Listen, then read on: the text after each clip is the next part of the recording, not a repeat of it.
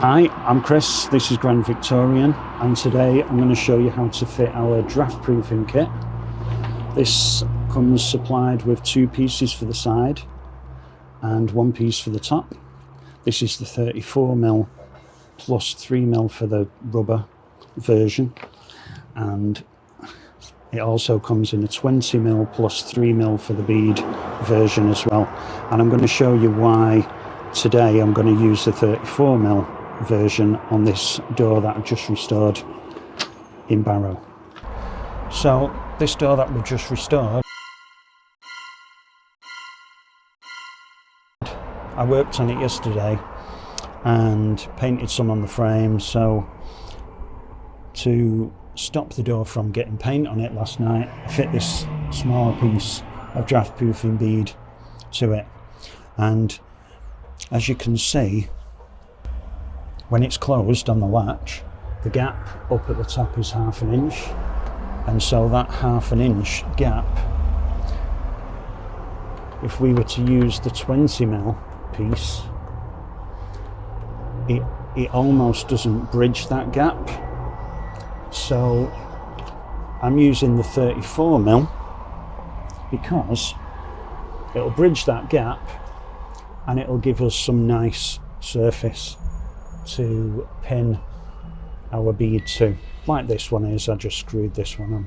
So let's take this off and then I'll show you how to cut these 3 pieces to fit your frame around your door.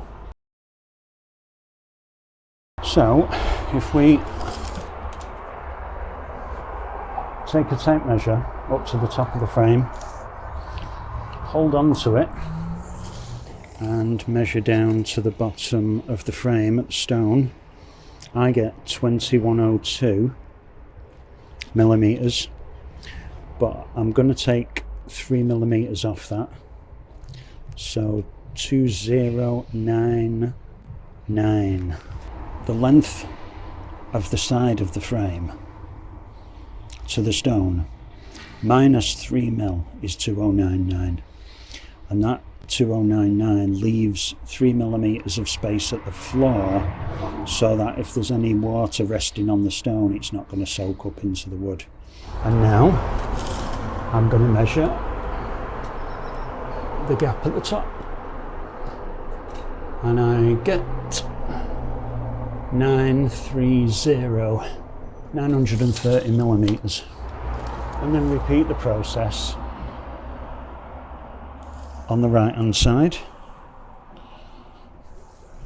and on this side it's exactly the same actually. So after my 3mm taken off, it's 2099 as well. So now we need to cut these 3 pieces to fit. Obviously at the bottom they're cut square, so you can use the square cut that's already there, but at the top you'll see up here they need to be cut at 45-degree angles to meet each other and the other side, and then down at the bottom is another square cut. Okay, so let's do that on the chop saw. First thing you want to do is cut the top piece, and I would cut it this way. Don't bother trying to lean it straight, because you don't get the best cut. So put it on the chop saw with the nice edge facing upwards. This side's the awkward cut because you can't, it's harder to see. It's harder to see this where you're cutting, so I'm going to cut this.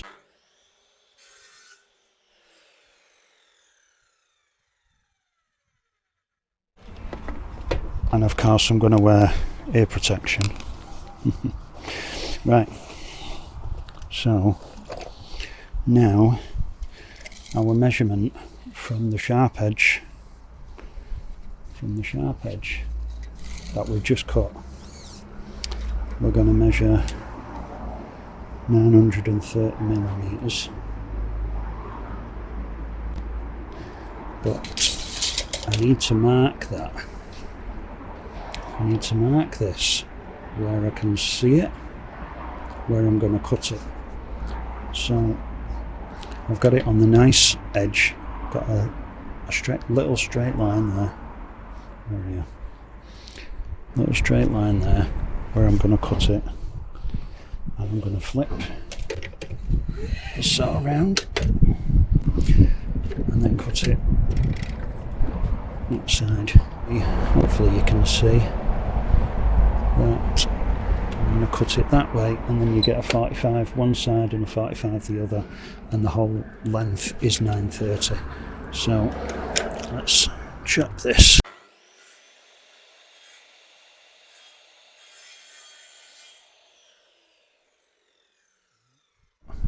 That's 45. That'll go into the right hand side, and then our nice cut there is going on the left hand side. Now let's call this piece the left hand side, and so this one will go in like this, square on the bottom, and I'm going to cut the top 2099. So I'm going to measure from the square bottom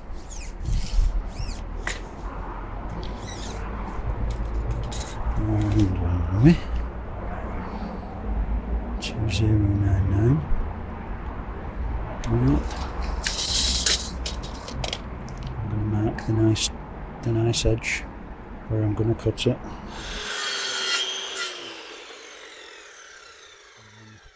That there is the angle for the left hand side.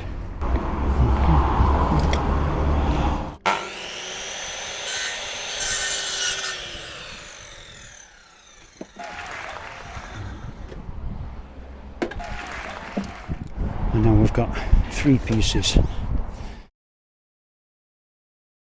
Let's offer this left hand piece in now. You see this gap, it's bridging that gap. Alright, and you might be able to see there's a few millimeters play because I want some gap at the bottom so that the water doesn't go up and soak into the wood. Push it up to the top of the frame, touch it up to the door, make sure it's flat on this surface. Just touch it up to the door, little bit of pressure, and then get your nail in. Now I'm using a nail gun, of course, but you can use nails. I would recommend 1.5" ovals, and then same at the top. Just touch it up, make sure it's flat on that surface, touch it up to the door, and get a nail about 12 inches up, and another one.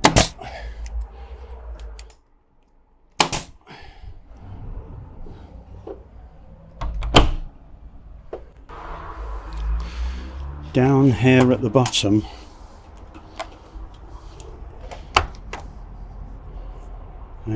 obviously if you've got a rain deflector on your door, you're going to have to cut it to allow for this to go in, but I would just touch it up to the door there, give it a nail, and the same every 12 inches, so there and there. What you might find is that you would really have to push it in here because it's catching, if I open the door, it's just catching this thresher, but we're good on this door, okay? If it does catch that thresher and it needs to go this way, then just mark it there before you put these pins in. Let's say a couple of foot from there, don't pin it, and just mark it there and lean it out and cut it with a Stanley knife, a hacksaw, a chisel, and you can, sometimes you even have to cut a little notch in there so that it goes this way, but this is sitting pretty good, as you can see. It's, you know, it's touching the door there, so I'm not going to need to do that, but if you need to, just be aware of that before you put the pins in this bottom 2 feet or 610 millimeters. Yeah. Okay, let's put this top piece in now. I'm going to stand on my toolbox because this is quite a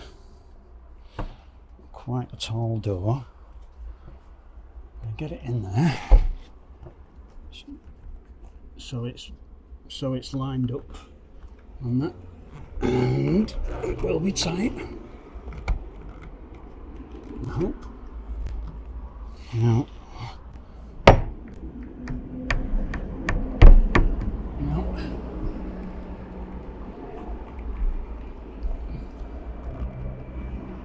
Lined up,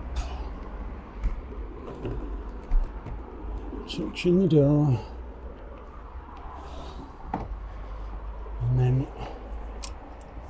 get your nails in.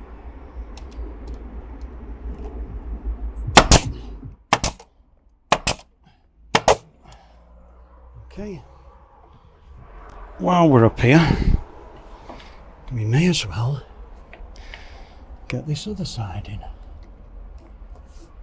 And just line it up with the edge that's already touching the door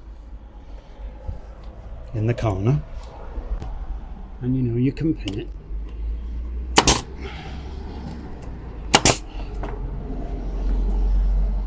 If I push in,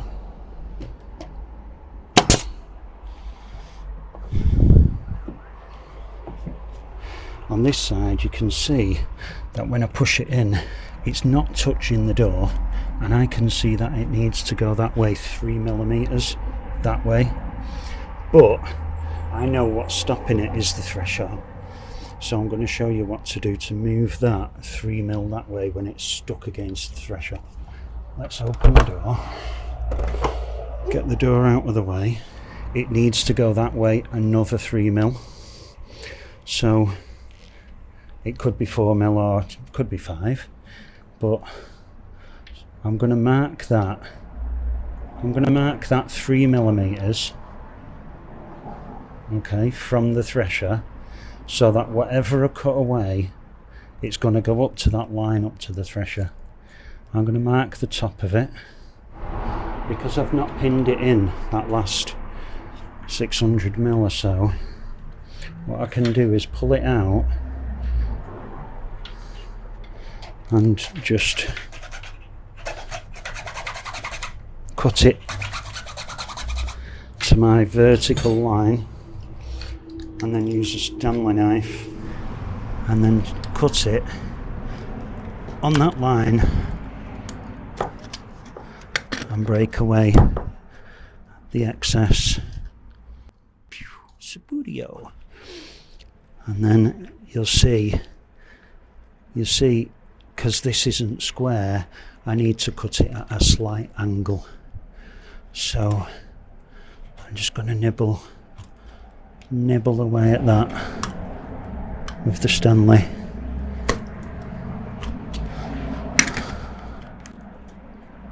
Break all the excess off, get rid of all the crap, and then it should fit in now. I have to shut the door again.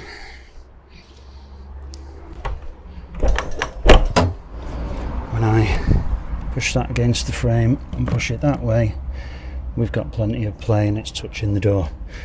Now, can I get my nail gun? Are we good there? Right, we're good. It's actually staying in place. Nail every 12 inches. You can put glue behind this, but because we use ringed nails in our air gun, they just hold. You can't get it out, there's no way. So we don't need glue, but what you might see, you see them pinholes need filling and obviously painting over. We used a 2-part filler, and what you might see some places. You may see it just down here. There's a bit of a line in between the frame and the draft proofing. You can put some exterior caulk in that. A couple of things to note. The first one that I'll go through is if the gap up here is not closed on the door, i.e. from inside you can see light, then take a block of wood and a hammer and knock at 45 degrees on there. If you knock just that way, it could spring back on the nail. And for some reason it works like this. Let's not go into that. So if I just knock, I probably get 1, maybe 2 millimeters at the most. Any more and you just weigh out anyway. And again, there we go, and that gap is closed and it's draft proofed properly then. Remember the gap between the door and the frame, because you know, if the recess is bigger than the door, then you're going to have a gap, or if the door's twisted you might have a gap at the top and nothing at the bottom. Make sure you're using the right size bead. The 20mm bead won't bridge that gap, and the 34mm will, but you've got to make sure that you've got the space on the frame for a 34mm bead, and if you've not, then you're going to have to use the 20. Another thing about the lock. Now this lock that I've used is 60mm centre from the edge of the door to there. The centre of the lock hole is 60mm. If you've got one that's closer, that's 40mm, then you've got to bear in mind that there may not be enough space for this bead. So just check your locks. Same with the bottom one down here. This lock is 57mm, I think it is, 58mm centre from the edge of the door. You need space for this to open so that you can get the key in. You know, this one will go either way, but sometimes those mouldings are closer, so bear that in mind. And the other thing, of course, is that if you've got a rain deflector, it will usually come within a few millimeters of the frame, so you'll have to cut this. What's really good for that is a multi-tool with a saw that cuts like this. Forgive the shaking, but if you cut into the door any, you can always fill it and touch it up with a bit of paint, of course. So I've finished restoring this front door now. Fit all the draft proofing, and the draft proofing, of course, just looks like it's part of the frame. So have a look.